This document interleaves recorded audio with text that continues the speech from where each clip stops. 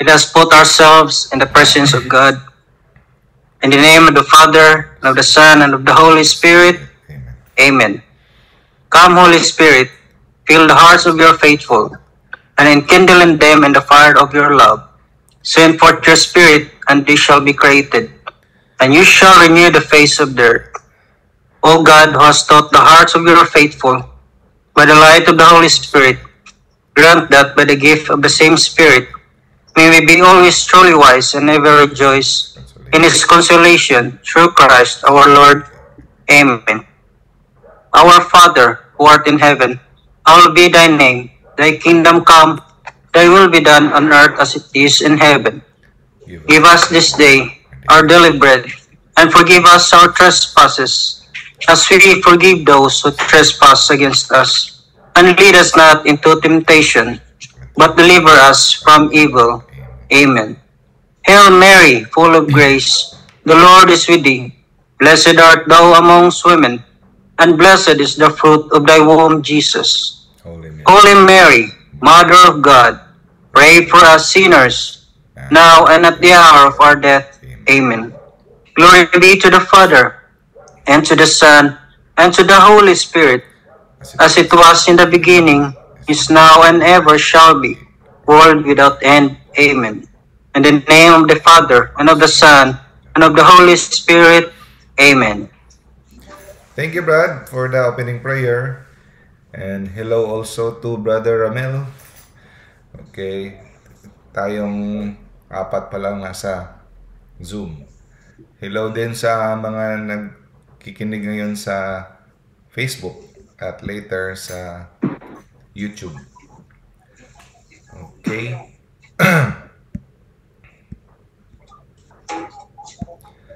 So, magandang gabi ulit sa lahat.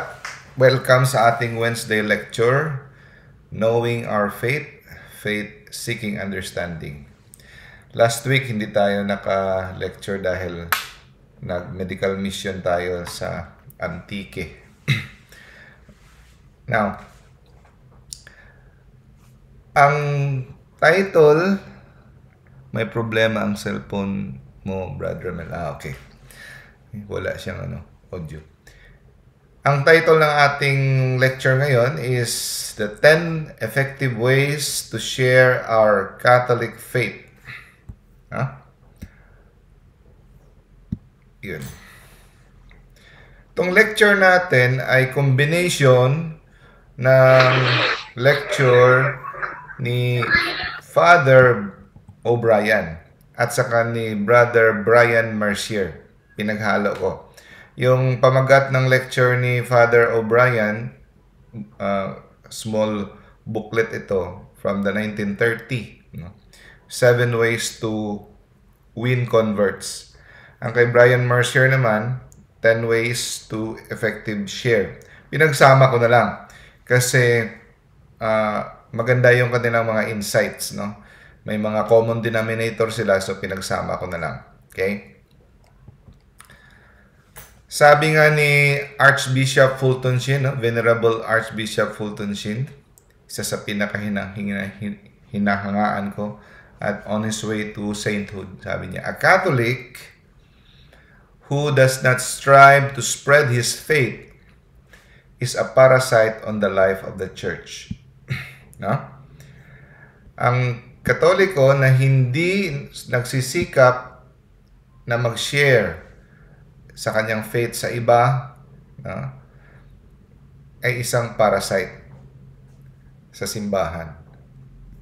So parang siya, no? Sucking out the life of the church, not sharing. At si Father John Hardon, isa din sa pinakahinangaan kong Jesuit na one of the most respected dogmatic theologian in the church. Sabi niya, our duty as Catholics is to know the truth, okay, to live the truth, to defend the truth, to share the truth with others, and we should be willing to suffer for the truth. Yun. Ganda, no? You have to know the truth. Yan yung duty natin. Una, We have to know the truth. We have to study. Kailangan natin pag-aralan. Hindi pwede yung maghihintay lang tayo kung kailan tayo bibigyan. And then, ating ipamumuhay ito. Depensahan natin ito. No? And to share the truth to others. And if given the chance, we have to suffer. No? Kung kinakailangan, magdusa tayo dito sa ating pananampalataya.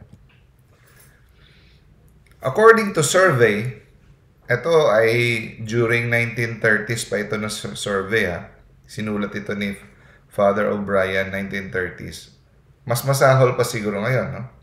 According to survey, Protestants ay 2 times more active, no, sa kanilang pagsisikap na makakonvert ng Katoliko patungo sa kanila. Twice, no? 2 times ang kanilang effort.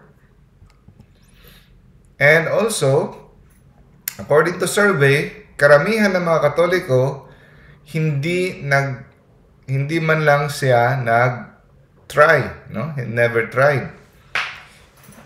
Hindi nagsikap na maka-share or maka-evangelize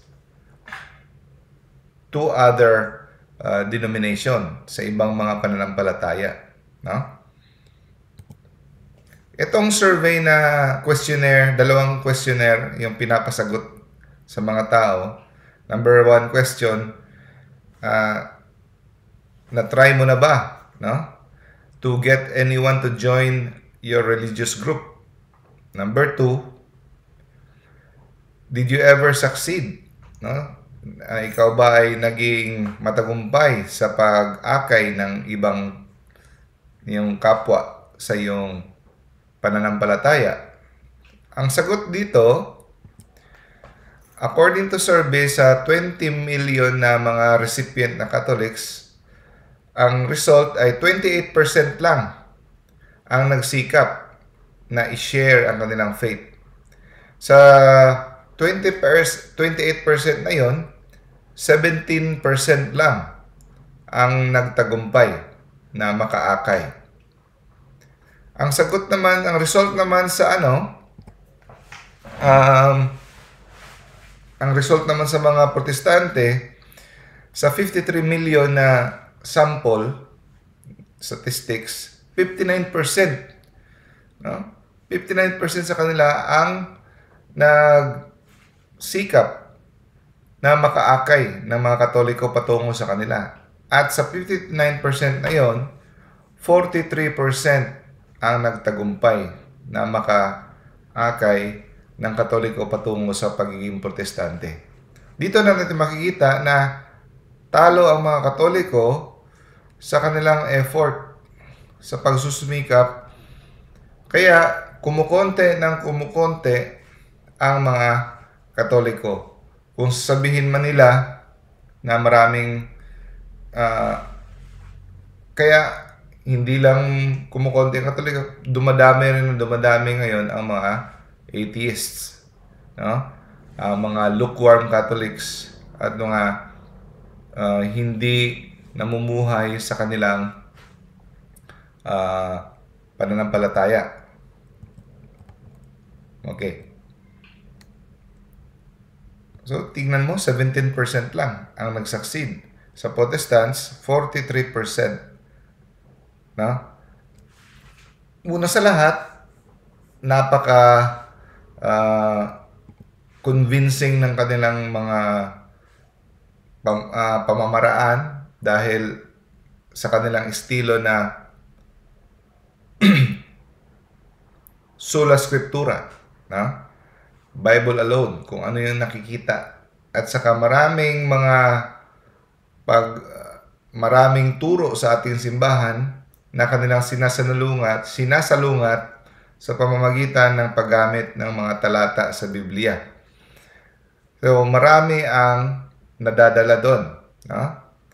So, kailangan nating mag-double time, magsikap na upang maakay ang ating mga kapwa Katoliko na lumabas o ang mga taong wala na sa simbahan na mabalik natin sa totoong simbahan na tinatag ni Kristo. No? So, hindi to kaya ng mga pare lamang, mga kapatid. Napaka-konti nila. They cannot reach the churchless people. So, hindi lang protestante ang pinag-uusapan natin dito, mga kapatid. Maraming mga tao hindi na naniniwala sa Diyos. At ang buhay nila ay wala na silang pakialam tungkol sa relihiyon o sa Diyos. Puro na kamunduhan. So, nakasalalay sa ating mga layman, na ating maabot lahat ng mga tao. Dahil tayo ay ang nasa trabaho, opisina, sa lahat. Ating naaabot ang lahat ng tao. So, sa atin nakasalalay. Kung gaano tayo ka masigasig, kung gaano tayo katapat sa ating pananampalataya. So, kung tapat ka sa pananampalataya mo, mahal mo ang iyong pananampalataya, mahal mo si Kristo, it follows, no, na you will also share. Kung buhay ang iyong pananampalataya, gusto mong ibahagi. Kagaya ng may nakita kang napakagandang panoorin sa sinihan na palabas. Masyado kang excited dahil ang gandang-ganda, gusto mong ibahagi. Ganon din. Kung may maganda kang bagay na natagpuan sa buhay mo, ayaw mong suluhin, gusto mong ipamahagi, di ba? Yun din. Ang sabi dito, hindi tayo magpo-proselytize. Hindi lang ang purpose ng lecture na ito or sa pag-share ng ating faith ay hindi para ma-convert siya na maging Katoliko. Yun lang, hanggang doon lang. Hindi. Kasi kung yun lang, yung pakay mo ay ma-convert lang siya sa Katoliko at saka iiwan mo na at basta mabinyagan lang siyang okay na, walang kwenta yon. Kasi pwedeng Katoliko man siya, pero ang buhay niya hindi nagbago. No? Katoliko man siya, pero yung buhay niya, hindi niya nakilala ng personal si Kristo. So, dapat evangelizing. Dadalhin mo si Kristo sa kanila. At automatic, kung gusto mo yung buong katotohanan na tinatag ni Kristo na simbahan, wala nang iba kundi ang simbahang Katoliko. No? So, iwasan natin ang attacks on other faith, offensive intrusiveness, no? Mga away. Ang atin ay gusto nating ibahagi ang kagandahan, the treasure, no? Ang grasya na andyan sa ating simbahan. Dahil ang simbahan na ito ay mismong si Kristo ang nagtatag at gusto niyang ibahagi sa buong sangkatauhan. Kaya nga tinatawag siyang Catholic Universal. So, hindi lang susuluhin ng iba, ipamamahagi. Hindi natin ipipilit sa kanilang lalamunan, isasaksak sa kanilang lamunan, kundi gusto ng Diyos na kusang loob, no? Kusang loob na tatanggapin ito. Kasi sa isipan ng ating Panginoon, ayaw niya ng pilitan, no? Kaya binigyan niya tayo ng free will. Hindi niya ito i-violate. He respects our free will. Una sa lahat, yung evangelization, no? Pag-evangelize is an apologetics, defending the faith. It is a cultivated art, sabi ni Brian Mercier. Huwag kang mainip, it takes time to learn, to grow. Dati, Ako, nung bago pa ako sa Catholic faith defending, no, nakilala ko sila ni Brother Wendell, mga 2010, no? I started studying the catechism, and then nakikita ko sila, uy, ang galing-galing nila, no? Brother Tata, no? Yung ibang mga, no, si Brother Sok, Brother Ryan, mga magagaling na mga apologetics. Sabi ko, hindi ko siguro ako makaabot ng ganyan, hindi ako maka-defend ng faith, hindi ako magaling sa yung memory ko hindi magaling, no? Sila parang Brother Wendell, parang walking dictionary, walking Bible, memorize yung mga verse. Pero iba-iba pa lang paraan ang Diyos na ibibigay sa iyo. Depende sa iyong kakayahan. Hindi pare-pareho tayo ng talento na binigay, but in your own way, kung ikaw ay sincero, no? Ikaw ay tapat at mahal mo ang Diyos, mag-aaral ka, darating lang yon.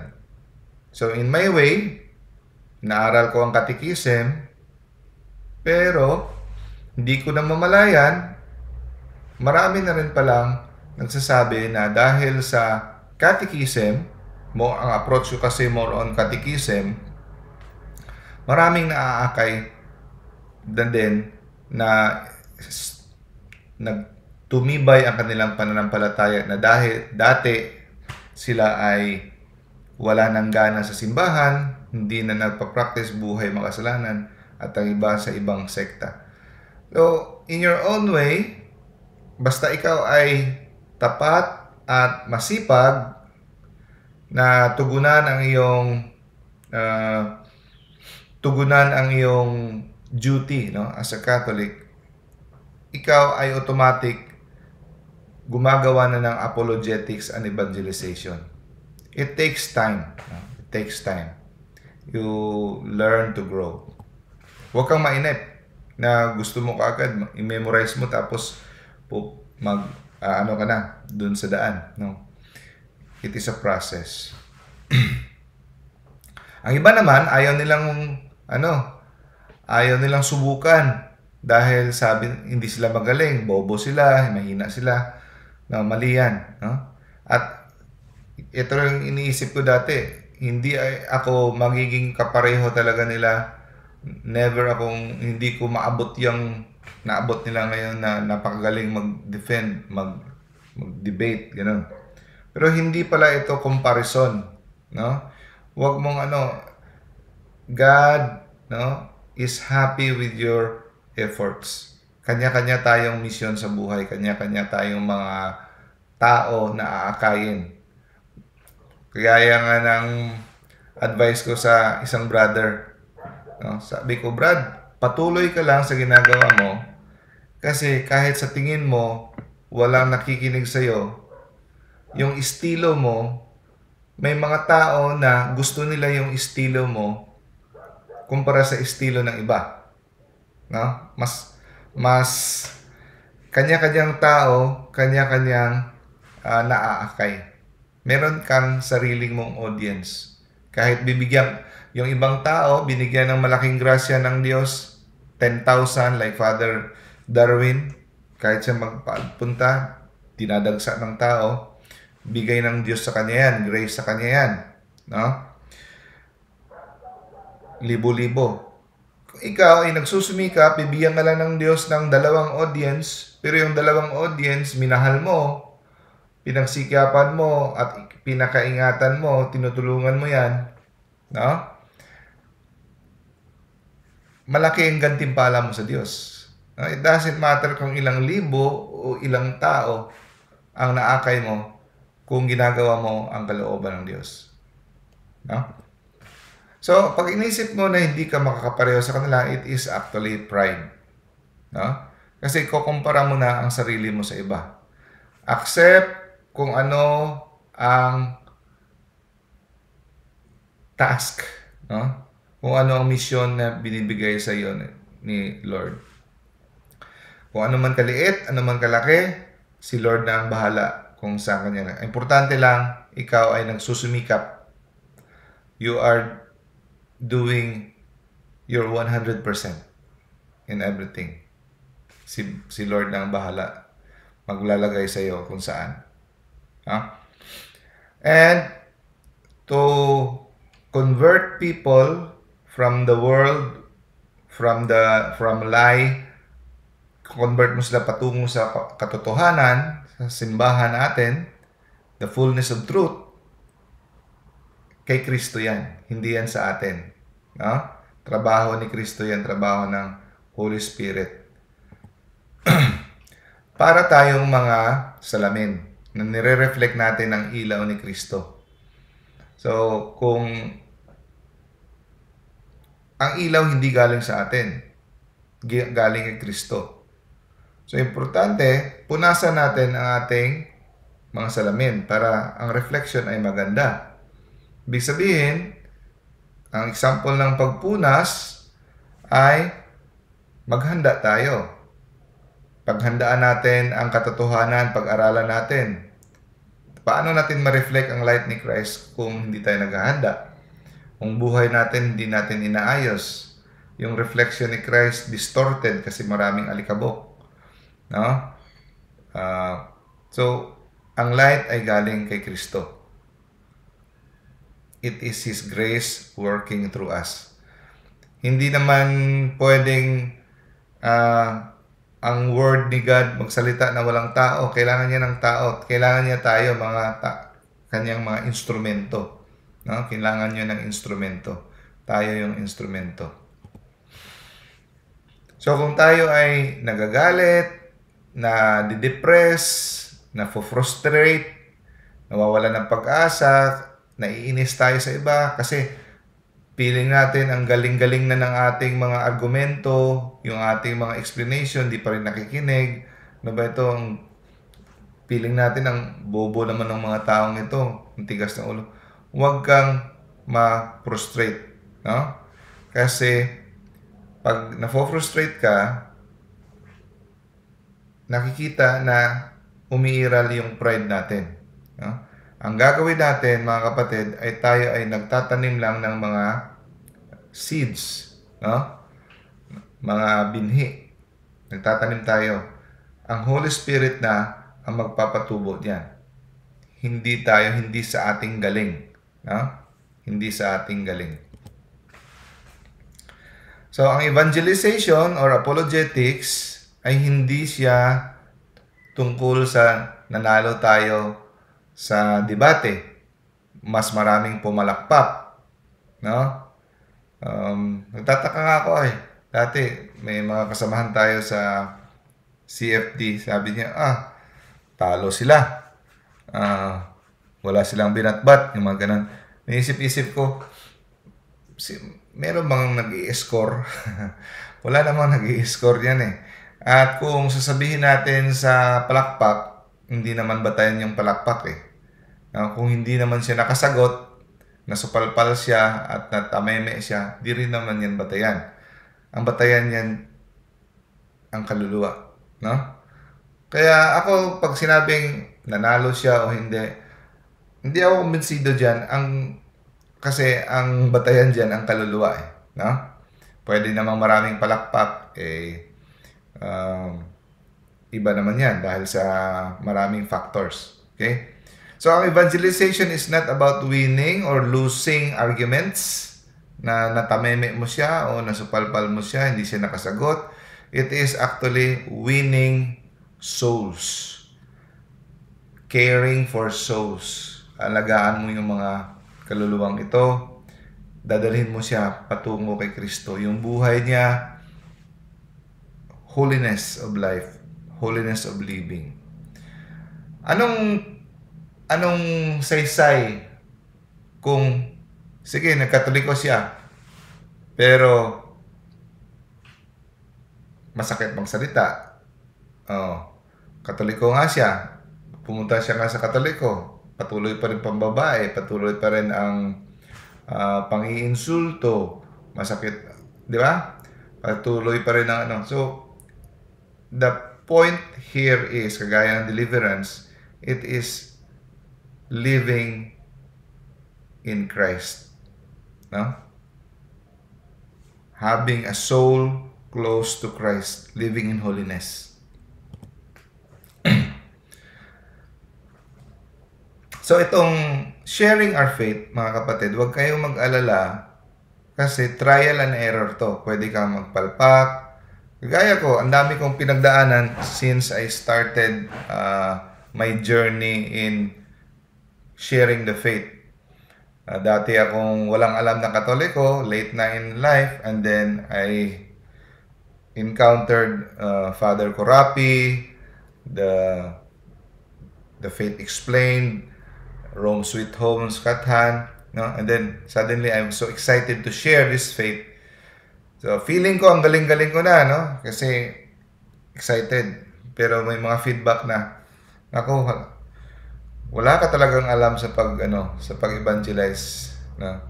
So trial and error, and then feeling mo parang made-depress ka kasi hindi pala effective, parati kang nauutal-utal. Tapos may mga comment pa, pwede bang bawasan yung so mo? At may marami. Pero hindi mo yan papasok sa utak mo. Ang papasok mo sa utak mo yung service mo, no? So trial and error. Eventually the Holy Spirit will help you. You will improve, no? Yung mga answers mo, no? Hindi kailangan may sagot ka sa lahat ng mga tanong. Be honest. Sabihin mo, ay, hindi ko pa alam yan. I-research ko muna yan, no? Okay. At saka hahasain mo, una, mga sagot mo sa mga katanungan. Hindi pa ganun ka precise, hindi pa ganun ka effective. Hinahasa mo yan. Hinahasa. And then, after a few years, nagiging direct to the point, nagiging clear na. Di ba? Number 1. So, 10 ways ito, no? Number 1, pray. Prayer talaga. Kasi ang faith is a gift from God. No? Prayer is of supreme importance. Hindi siya separate technique, kundi integral siya. Sa lahat ng techniques, dapat ito ay partner sa lahat. No? Pag wala kang prayer, ba't ka pa mag-evangelize? Pag hindi ka prayerful na tao, kaya lang may iba, may mga kasamahan tayo, mga CFD, hindi na nagpe-pray, hindi na nagro-rosaryo kasi umaasa sa kanilang talino, umaasa sa kanilang bibig, sa kanilang memory. No? Mali yun. So, kahit sabihin mo pa, maraming na-convert, nagpabinyag, na lumipat galing na itong sekta, pumunta. Walang saysayan. Kasi, Katoliko man yan, pwedeng sa pangalan lang, hanggang pangalan lang. Or, pwedeng nga naging Katoliko yan, pero wala kang prayer, hindi ka pa rin maliligtas. Saint Alphonsus Liguori said, a person who does not pray cannot be saved. No? Kasi, yung evangelization natin, apologetics natin, ito ay charisma, ministry. No? Sabi ni Jesus, in the last days, many will say, I prophesy in your name. No? And then Jesus will say, away from me, you evildoers. No? Kasi wag tayong umasa sa mga gawain natin. Itong mga gawain natin ay ating ginagawa dahil ating itong responsibilidad. No? Okay. So if wala tayong prayer life, no? Umaasa tayo sa ating sariling kakayahan at hindi tutubo, hindi tayo matutulungan ng Holy Spirit. So anong ginagawa natin kung wala tayong prayer life? Pakitang tao or more on our ego. No? It is impossible to evangelize without strong prayer life. At proven and tested ko na to. the more I invest in prayer, no, makikita mo, the more effective nagiging ang ministry.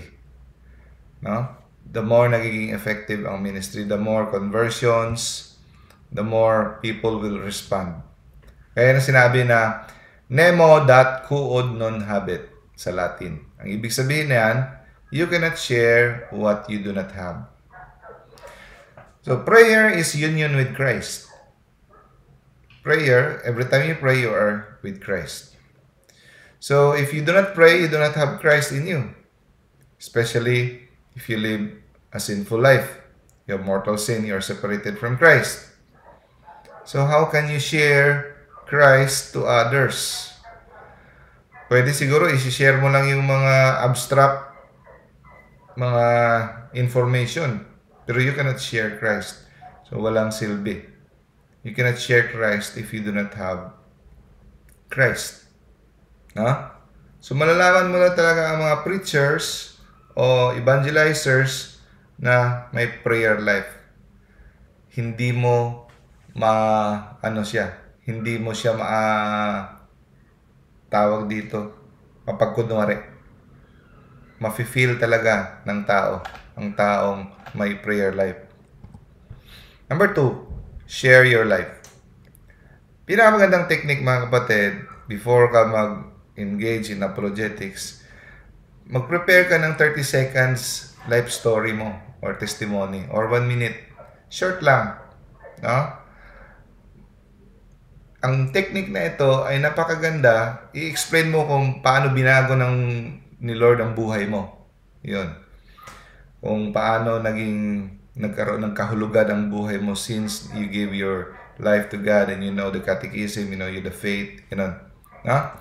This way, mas makapenetrate itong technique na ito kumpara sa diretso ka magbigay ng mga quote ka sa Bible, arguments, apologetics. Share mo yung life mo. Mga 30 seconds or 1 minute. Ha? And, mas maganda, huwag mo nang hintayin na, kung may pagkakataon, pwede kang mag-una. Be friendly. Mga katabi mo sa aeroplano o katabi mo sa bus. O depende sa sitwasyon. Hindi naman lahat ng katabi mo i-evangelize mo. Depende. No? So, kung meron pagkakataon, pwede mo share. Huwag mong hintayin na ikaw parati ang unahan tatanungin. Pwede kang mag-una. No? At ipakita mo na dahil sa pagmamahal mo, ang nag-udyok sa'yo na mag-share. No? You do it with humility, sincerity, and kindness. So, pakita mo na makita nila yung interest dahil sa kanyo.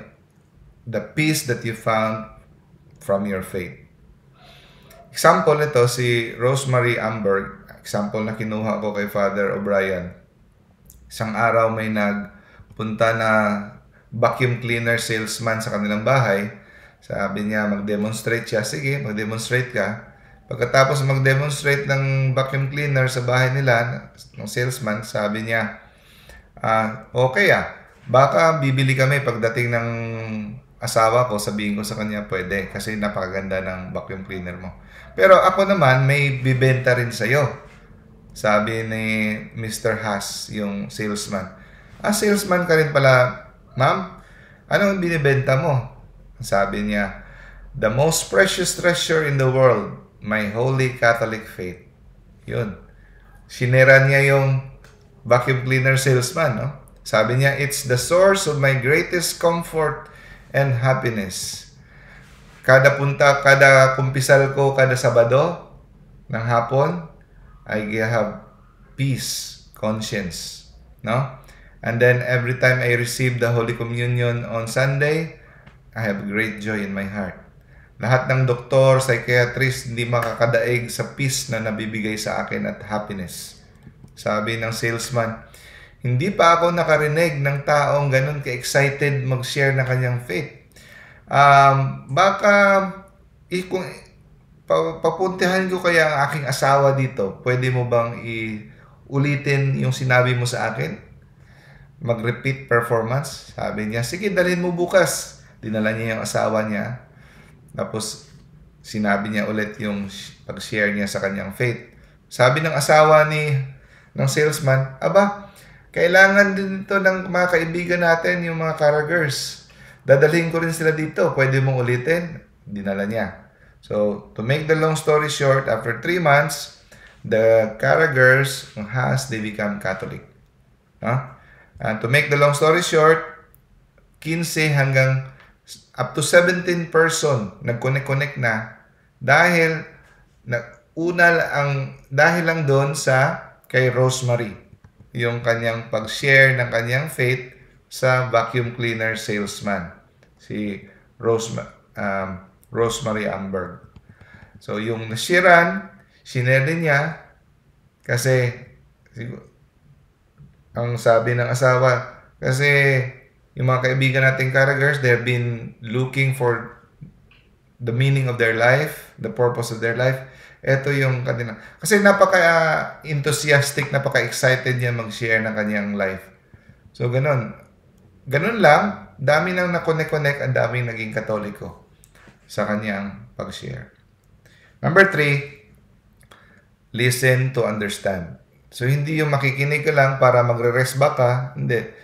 Makikinggan mo ang mga tao na kaharap mo para maintindihan mo siya.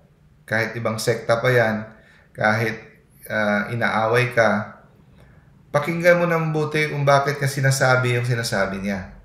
Hindi yung, kung sasalita pa siya, meron ka ng preconceived idea sa isipan mo kung anong isasagot mo at sinasabi mo na, ganun, kagaya to siya ganito, pare-pareho lang yan.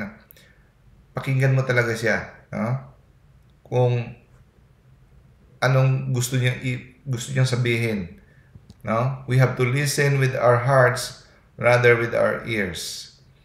Kasi malalaman mo kung ano talaga ang kanyang ibig sabihin. Kasi maraming tao na inaatake nila ang simbahang Katoliko, pero yun pala, kung pakikinggan mo lang talaga sila na may malasakit, lalabas kung ano yung kinaiinisan nila. Like for example, si Patrick Madrid, isang Vatican na Catholic apologist. Kumakain siya sa restaurant, nung nalinig niya na maraming anak si Patrick Madrid, tapos nag-natural family planning sila, ang anak ni Patrick Madrid, mga 7 kaya yun. Nakarinig yung isa, inatake na niya si Patrick Madrid. Sabi niya, walang kwenta yung Katoliko, ganun.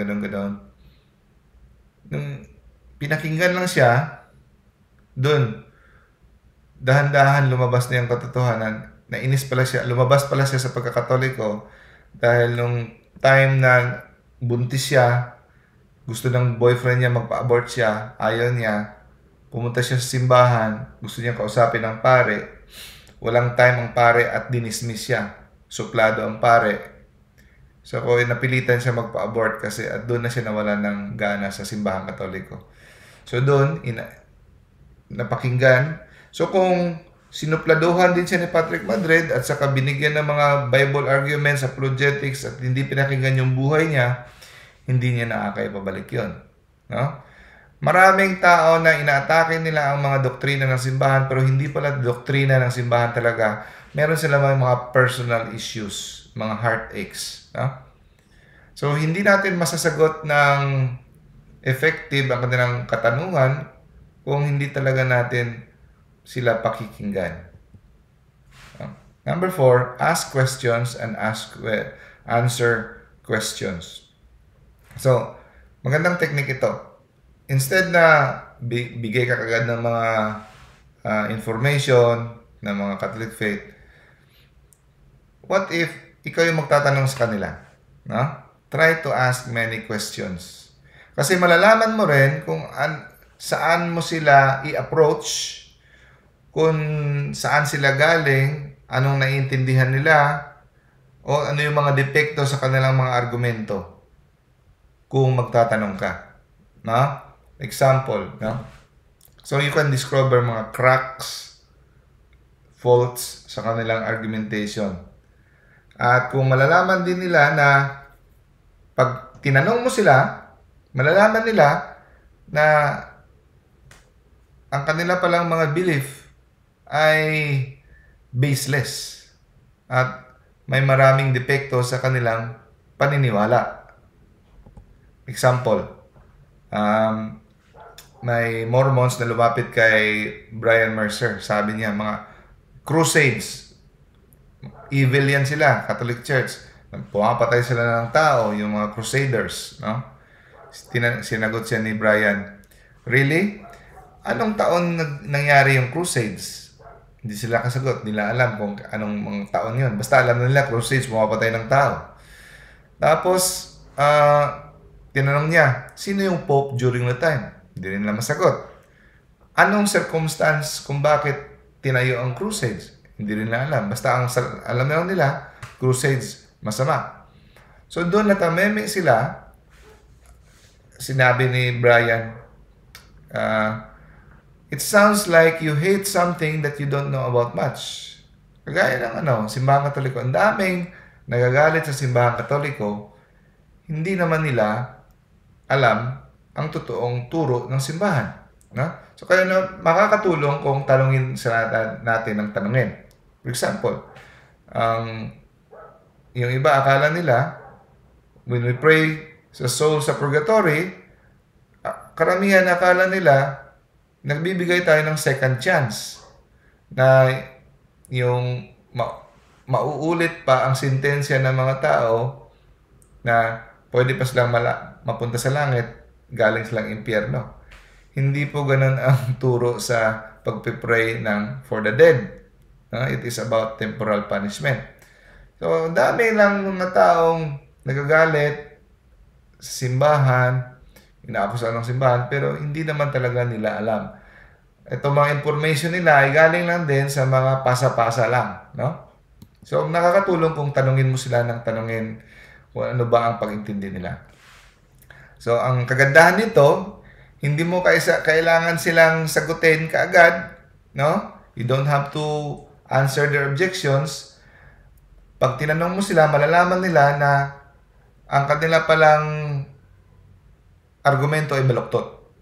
Sa pagtanong mo pa lang sa kanila. Bakit? Bakit mo nasabi ito? Bakit? Sino ba? Kailan ba ito nangyari? Mga ganun. Doon pa lang sa pagtatanong mo, malalaman na nila na may mali pala sa kanilang paniniwala. No? Okay. Tapos sabihin ng iba, yung truth mo, para sa'yo, yung truth ko, para sa akin, lahat ng reliyon, pareho-pareho lang naman yan. Sagutin mo, really? Bakit mo pinaniwalaan yan? Why do you believe that? All religions are basically the same. Sabihin nila. What about Satanism? Satanism is a religion. Islam is a religion. Christianity is a religion. Iba-iba yung paniniwala nila. Si Jesus is God. Dito, Jesus is not God. Paano naging parehos? So, doon lang makikita na kailangan mo silang tanungin because you will help people see the errors and flaws in their way of thinking. Makikita nila. If you question them, if you ask them, sila na mismo ang makarealize sa mga mali sa kanilang argumento. And then, kasi maraming tao na nagsasalita ngayong panahon, hindi nag-iisip masyado sa kanilang sinasabi. You Catholics pray to Mary. No? And the Bible says we have to only pray to Jesus. Example, sagutin mo, yes, we do pray to Jesus, but we also ask Mary to pray to us to Jesus. Diba? Kagaya ng you ask your friends to pray to you to Jesus. So doon, by asking question, nakakasimula ka ng conversation. So itong strategy on how to ask the correct questions, it takes practice also.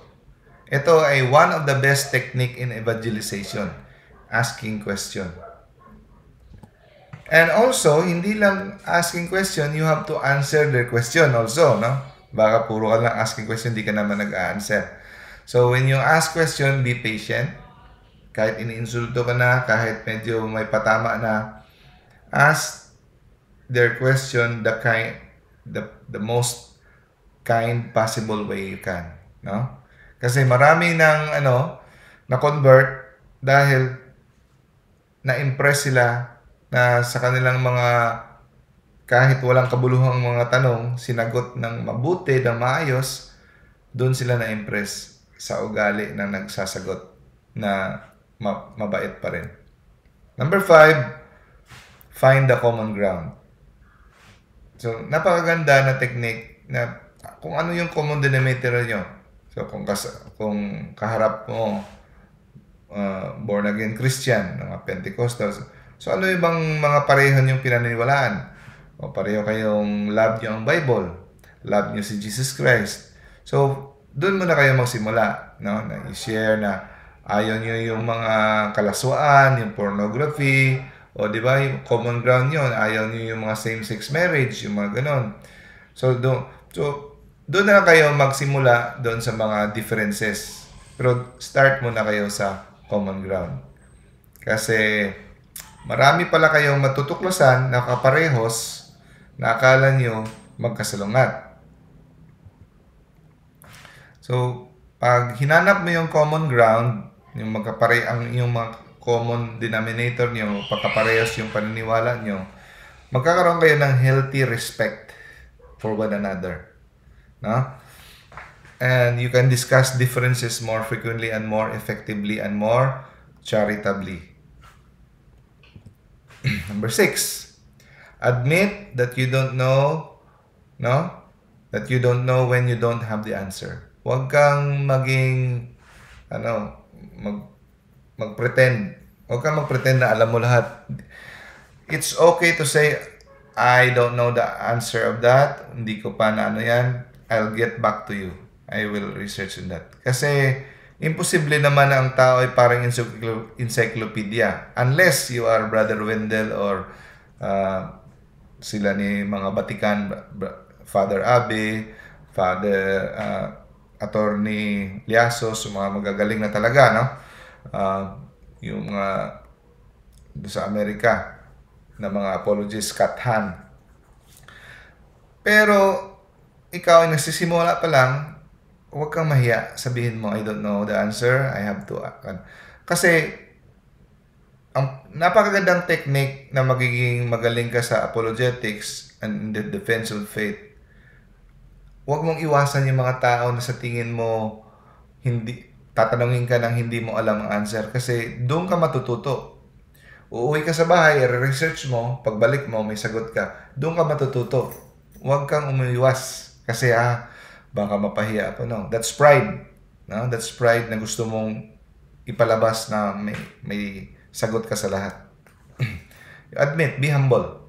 No? To admit. And they will also respect you.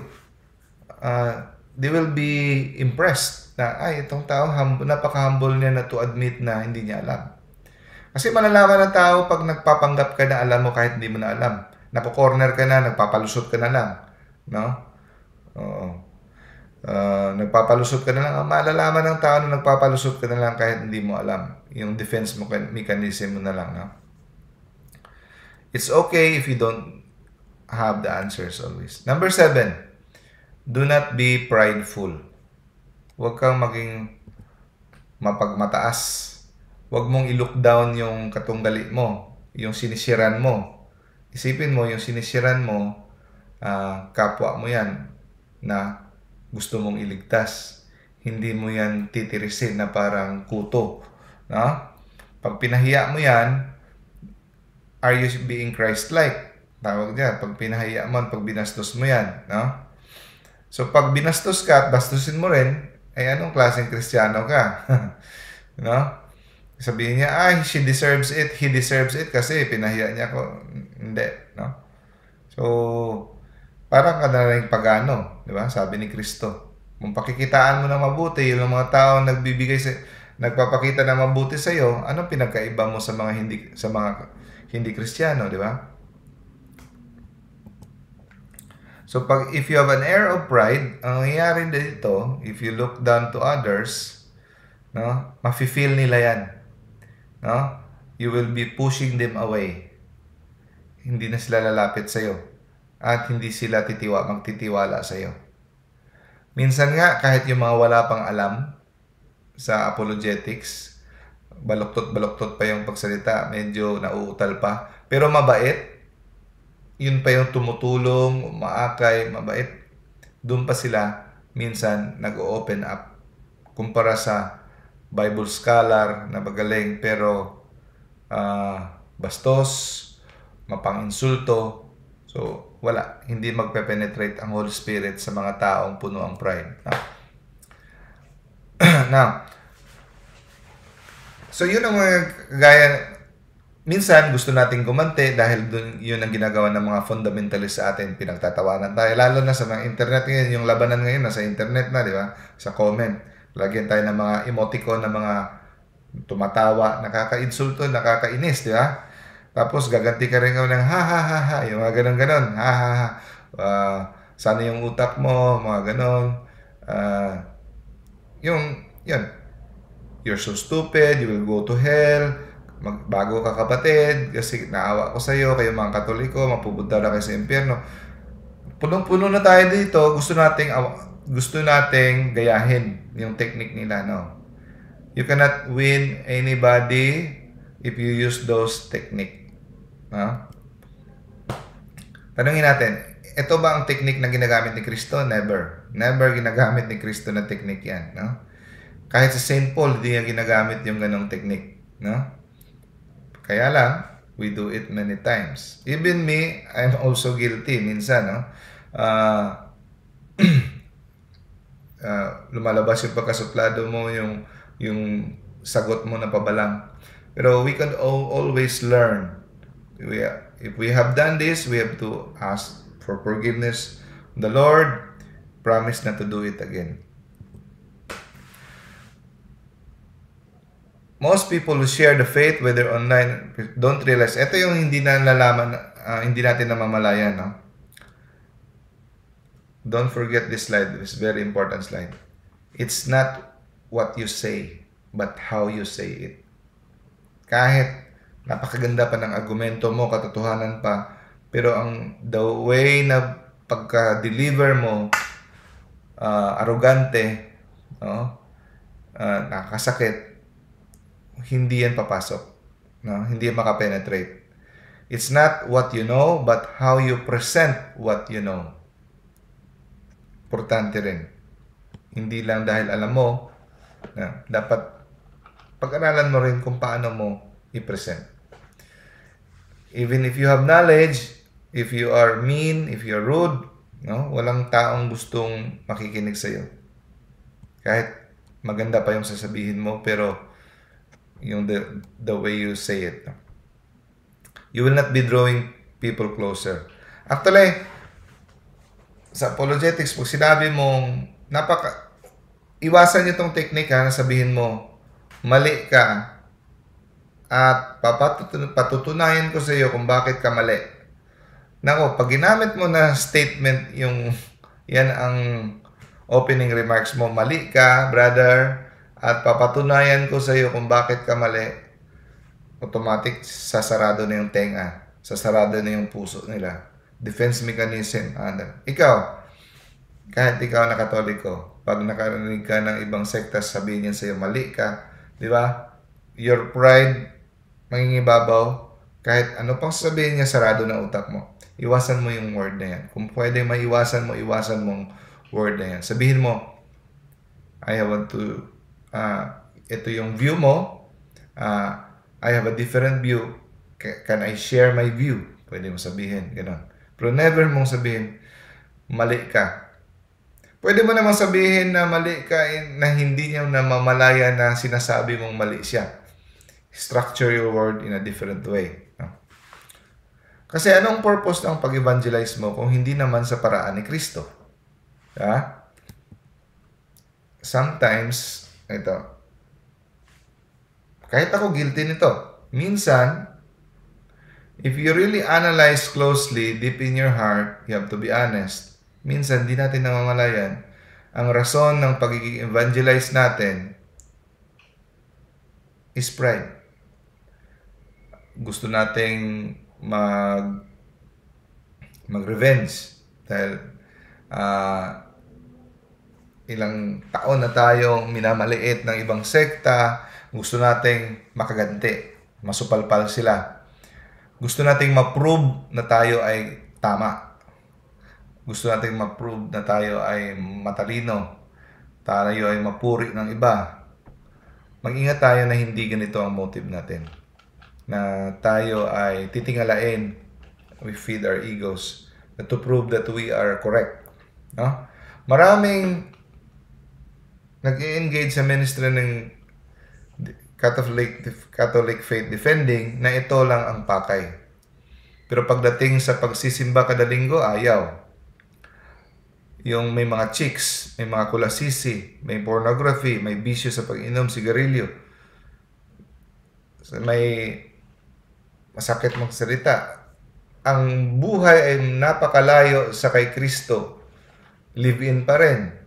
Pero very active in apologetics. Akala nila maliligtas sila dahil ang galing-galing nilang mag-defend ng Catholic faith. No.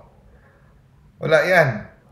Kahit anong galing-galing mo pang mag-defend ng Catholic faith, if you do not live Christ-like life, if you have a mortal sin, walang kwenta yan. No? Walang kwenta yan. May iba, very engaged in Catholic faith defending, pero hanggang doon lang.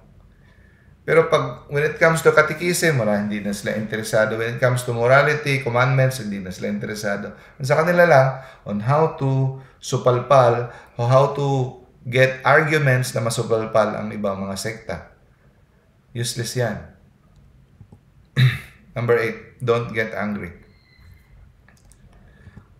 Dapat hindi tayo, I'm also guilty of this, na umiinit ang ulo mo, no?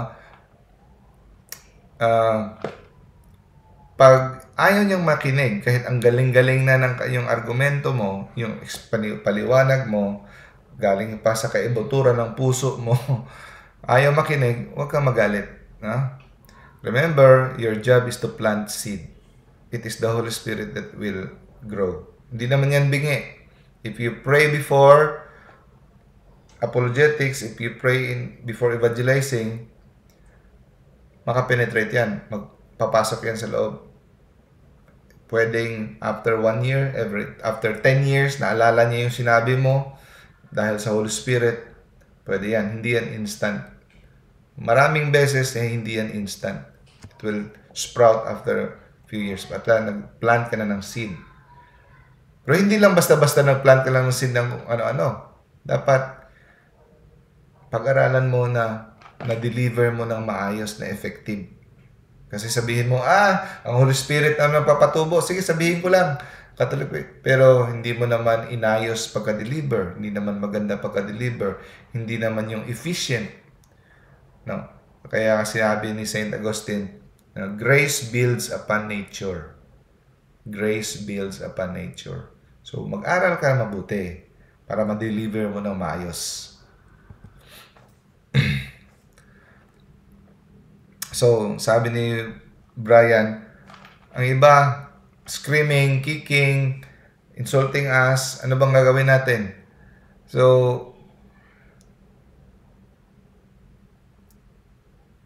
anong gagawin natin? Gaganti rin tayo? May lumapit kay Brother Brian, sabi, alam mo brother, na-realize ko, tama ka. Interested ako sa Catholic faith dahil na-realize ko, iniinsulto na kita, kung ano-ano na pinasasabi ko, pero nanatili kang mahinahon, nanatili kang mabait. Tapos sabi niya to, but you were really kind to me. You were really nice to me, or I was one of the people who just, fought you on every turn, but you give me good, convincing arguments. I've been thinking about it for a while, and I've seen some other things that convinced me, and now I'm coming into the Catholic Church. I'm actually in the RCIA. So dahil sa hindi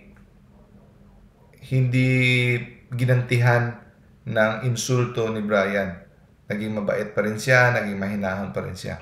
No? So it doesn't mean we have to kick and scream also, but we have to love them more. Okay? So it is easier said than done, no? Of course, but we have to pray. The more we get angry, the more init ang ulo natin, hindi nakakatulong, no? Showing love, patience, and kindness, and good fruits of the Spirit. Yun dapat. Number 9. Action speaks louder than words. No? Action speaks louder than words. Si St. Francis de Sales, nakakonvert siya ng 60,000 ng mga Protestants. Anong ugali ni St. Francis de Sales? He was super humble, super kind, super gentle. No? So, sila yung St. Teresa of Avila, sila yung St. Paul. No? Huwag kang gumawa ng mga bagay kahit pa sa ministry na ayaw ni Kristo.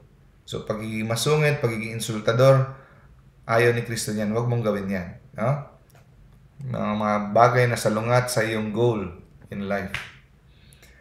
Our words, no, mas malakas ang boses ng ating gawa kumpara sa ating salita. No? Dapat yung salita natin at gawa magkatugma. And ang ating mga gawain, no, our example natin na pinapakita, good example, mas maraming nasasabi. Okay? You can bring so many people into the church by being a good example, by being joyful, by being kind. Kumpara sa feeling mo lang daming natulungan mo pero insultador ka, pasigaw-sigaw ka, wala yan. No?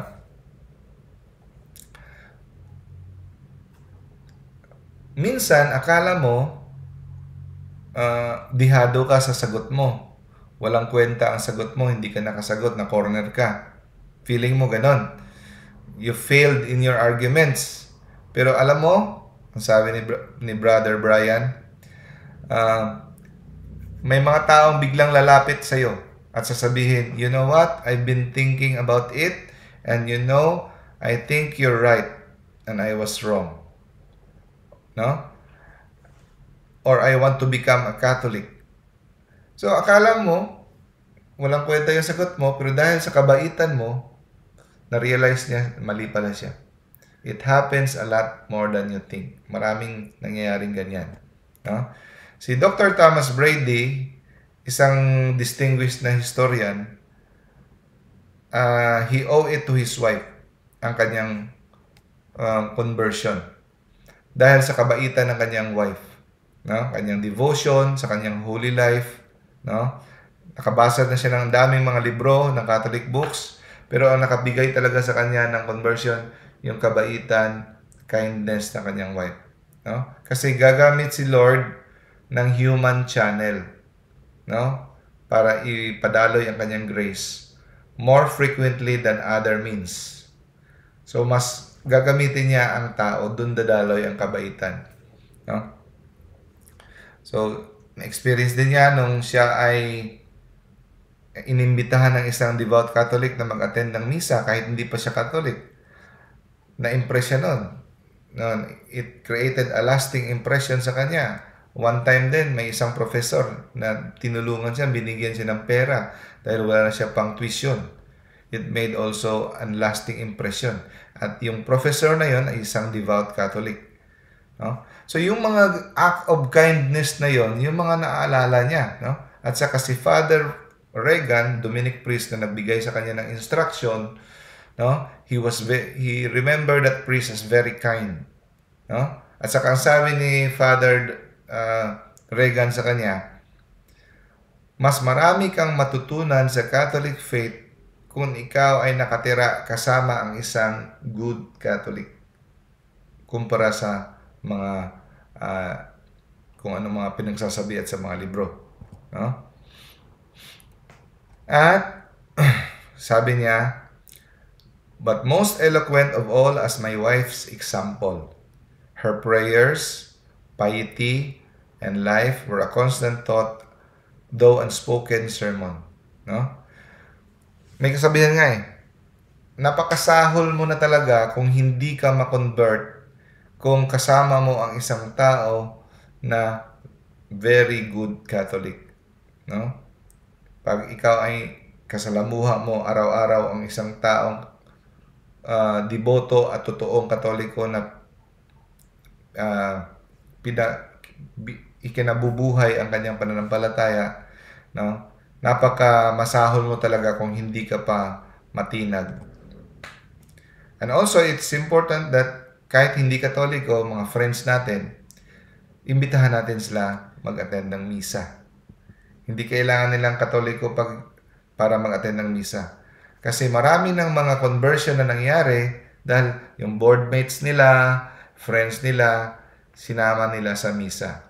Kasi every truth seeker, yung mga totoong naghanap ng katotohanan, pag ito ay naka-encounter ng Eucharistic Lord, he comes back a better person. Hindi ma-explain ng science yan, hindi ma-explain yan. Ang taong totoong nagsasaliksik ng katotohanan, yung walang pride, kahit hindi siya Katoliko, pag naka-encounter siya kay Jesus in the Eucharist, of course, hindi siya muna magkukobigyon. Pero kahit nag-attend lang siya, something will happen. No? So, don't hesitate in bringing your friends to the Mass.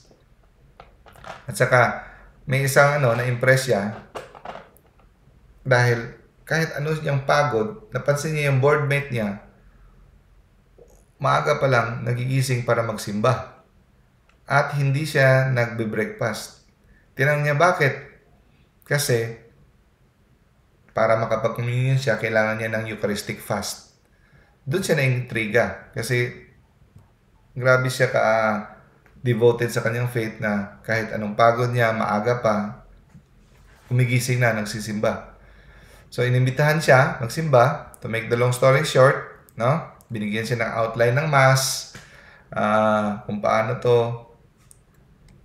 To make the long story short, he became a Catholic because sa kanyang boardmate na inimbitahan siya na magsimba. Doing act of kindness. Ang mga tao, una sa lahat, tandaan natin na ang tao ay hindi logic machine. Ibig sabihin, ang tao ay nag-ooperate sa puso. No? Mas tayo ay nakukumbinse pag pinakitaan tayo ng kabutihan kumpara sa bigyan tayo ng explanation, logics, mga arguments or mga explanation. Hindi tayo kaagad nakukumbinse dyan. Mas nakukumbinse tayo sa puso. Bakit? Kasi ang language ng pagmamahal ay kindness. So, itong language na ito ay naiintindihan ng lahat. Universal language to. Kindness. No? The language of love is kindness. And this language can be understood by everyone. Tandaan natin, if ma-win mo, no, if you can win the friendship of that person and his love, first step na yan na ma-win mo siya patungo kay Kristo. Walang naaakay patungo kay Kristo na theory lang. Hindi mo siya maakay. Ganito, pag nakita nila, bakit parang may busilak sa buhay mo, parang excited ka na pag ganun, doon sila magtatanong, ano bang sekreto mo? Bakit parang peaceful mo? Ang ganda ng buhay mo? No? Doon ka makakaakit. No? Napakasimangot mo. Pratik ang galit. Paano sila may interest sa buhay mo? Sabihin, ayaw na natin kay Christ. Ganun palang buhay ng nandun kay Christ, di ba? Ganun palang buhay ng isang Katoliko. Sultador. Pero pag ikaw ay mabait, mapagbigay, no? Mapasensyoso, marami ka maakay. Number 10, the last. Don't try to do the impossible. May mga bagay na imposible nating maakay. You have to accept that. Hindi lahat ng tao maaakay mo. Don't try to convert people that are impossible to convert. Kasi may mga tao talaga na unstable, mentally unfit. Hindi mo sila ma-reason out. Mga irrational talaga. May mga taong ganon. Sarado talaga sila sa Gaya ng mga taong gumagamit ng circular argument. Example, kailangan talaga na King James Bible ang gagamitin. Hindi pwedeng iba. Sabihin mo, mababasa ba dyan sa Bible na King James Version lang talaga? Hindi, basta King James Version lang talaga. So, saan mo makikita sa Bible na King James Version lang dapat ang gagamitin? Tapos sasagutin ka naman na, hindi, dapat King James Version. So, yan example ng circular argument, hindi nakikinig sa rason, May mga tao na hindi naman talaga naghahanap ng katotohanan, yung kanilang pakay lang talaga ay gustong i-prove na sila ay tama. Yung pananiwala na kahit ano pang sasabihin mo, hindi nila pakikinggan. So, yun mga taong imposible. So, ang makakabukas niyan, ang Holy Spirit lang. For example, ang Katoliko ay nagsimula sa year 500 lang, hindi kay Kristo. Sabihin mo, but history shows, even history, encyclopedia. Hindi, yung mga encyclopedia na yun, gaya rin din yan sa Katoliko yan. So, sa mga ganong tao, imposible na yun kasi hindi na sila naghahanap ng katotohanan. Yung katotohanan lang nila ang pinapaniniwalaan nila. So, yung mga tao yun, hindi pa naman sirado ang langit doon. It could be that sometimes God will use someone else, hindi ikaw. May mga tao na hinanda ang Diyos na gagamitin para akayin yung mga taong yun. May mga exorcist nga na mga banal. Hindi nila mapalabas ang demonyo sa katawan ng tao yun, pero napakabanal at napakabait na nila. Kasi may plano ang Diyos na gusto niyang i-honor yung isang saint. Gusto niya sa puntong yon, ang saint na yon ang magpapalabas. Hindi ibig sabihin na ayaw niya sa isang taong yon kahit banal. No. May plano lang ang Diyos na iba. So, huwag kang maging malungkot na hindi mo siya naakay. Ibig sabihin, hindi ka holy. No. Kanya-kanyang mission. May panahon na gusto ng Diyos na siya ang gagamiting instrumento. So, you should always pray for discernment. Like, for example, you will say, Lord, do you want me to speak to this person? If you want, so when and how and in what way should I speak? Or you can ask God, those questions. Kasi the more you are open to the Holy Spirit, the more He can work you every day. Kasi pag gawa ka lang ng gawa, hindi mo naman tinatanong si Lord, tanongin mo si Lord, meron ka bang tao na gustong mong ipakausap sa akin? Lord, ilapit mo ako sa taong yun. Akayin mo ako patungo. Please lead me to them. Is there someone who needs to know your truth? Please lead me to them. Pwede mong hilingin kay Lord yan. If there is someone you need me to talk today, please lead me to them.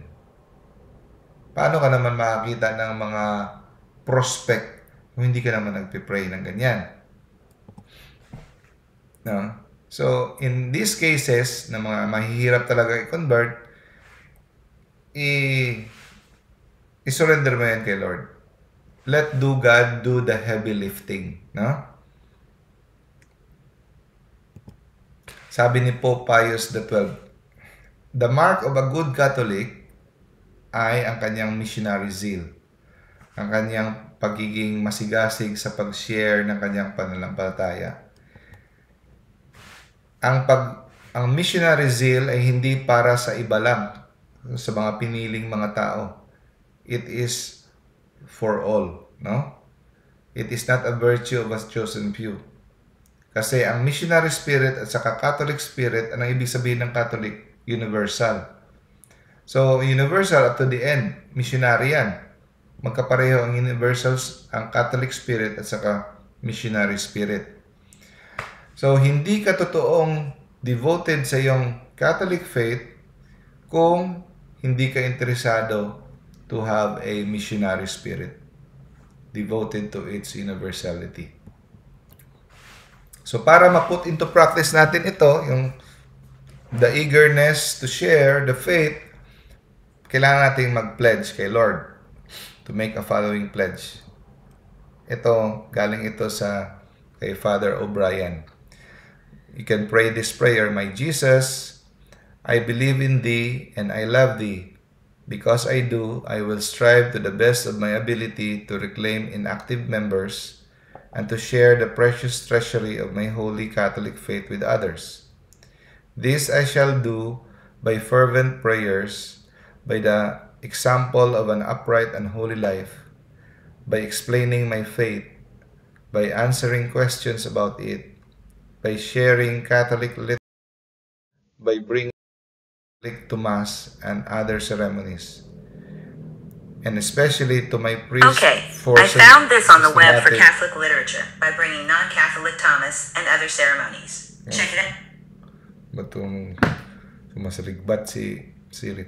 And especially to my priest for systematic instruction. In this way, dear Jesus, I shall strive to win at least one convert and reclaim one inactive Catholic each year of my life. No, di ba? At least man lang kahit isang convert each year. So, kada isa sa atin kung maka-convert ng isa, one Catholic, one convert each year, di ba? Ang laki na ng magagawa nito, di ba?